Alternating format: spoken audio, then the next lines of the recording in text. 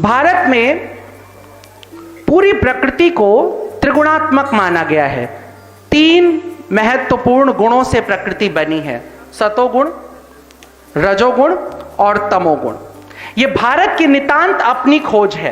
पूरी दुनिया में जितने भी धर्म हैं, जितने भी मजहब है, जितनी भी सोच है, उन सब में एक ईश्वर है, फिर उसकी ताकत है और उससे फिर ये कायनात चलती है। लेकिन भारत ने थोड़ा ज़्यादा छिद्रान्वेषण किया है, छोटी छोटी चीज़ों को खोजा है और उसने ये पाया, जैसा भगवान ने गीता में उद्घोष करते हुए कहा कि ये संपूर्ण प्रकृति त्रिगुणात्मक है, ये 3 गुणों से बनी है, सतोगुण, रजोगुण और तमोगुण।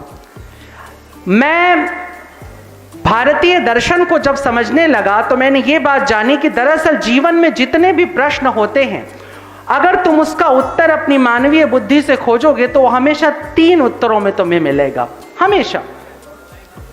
वो एक नहीं हो सकता है। इसलिए मनुष्य के पास किसी भी समस्या से निकलने के 3 समाधान आते हैं उसके सामने, हमेशा 3 आते हैं। एक, उसके नकारात्मक तरफ यानी उस घटना को स्वीकार कर ले, दूसरा उसके विरुद्ध चला जाए और तीसरा तटस्थ हो जाए, दोनों के मध्य हो जाए। दरअसल हमारे यहाँ कहते हैं जो देवता हैं वो सतोगुणी होते हैं, जो दैत्य हैं वो तमोगुणी होते हैं और जो मनुष्य हैं वो रजोगुणी होते हैं। इत्तेफाक से हमारे पास 3 और भी ज्ञान की विधाएं हैं। एक है मंत्र की विधा, एक है यंत्र की विधा और एक है तंत्र की विधा। जो तमोगुणी है उसके लिए तंत्र की विधा, जो रजोगुणी है उसके लिए यंत्र की विधा और जो सतोगुणी है उसके लिए मंत्र की विधा।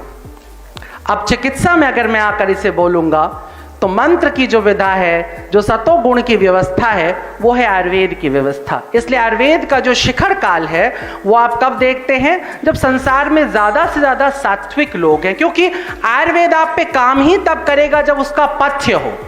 अगर आप उसके पथ्य के साथ नहीं चल रहे हैं, उसके नियम और नीति और अनुशासन के साथ नहीं चल रहे हैं, तो वो समस्या बन जाती है। योग के साथ भी यही होता है। सत्वगुणी, अगर आपकी सतोगुणी प्रवृत्ति है, अगर आप में तपस्या है, तपोबल है, तो आपके लिए आयुर्वेद से अच्छा कोई इलाज नहीं है। मैं समझता हूं इस बात को। और यदि आपकी तामसिक वृत्ति है, पूरी तरह से आताताई वृत्तियां हैं, आप नशे में गिरे पड़े हैं, आपके जीवन में कोई ऊर्जा नहीं है, उत्साह नहीं है, ऐसे में आपको एलोपैथी या तंत्र की व्यवस्था काम करती है।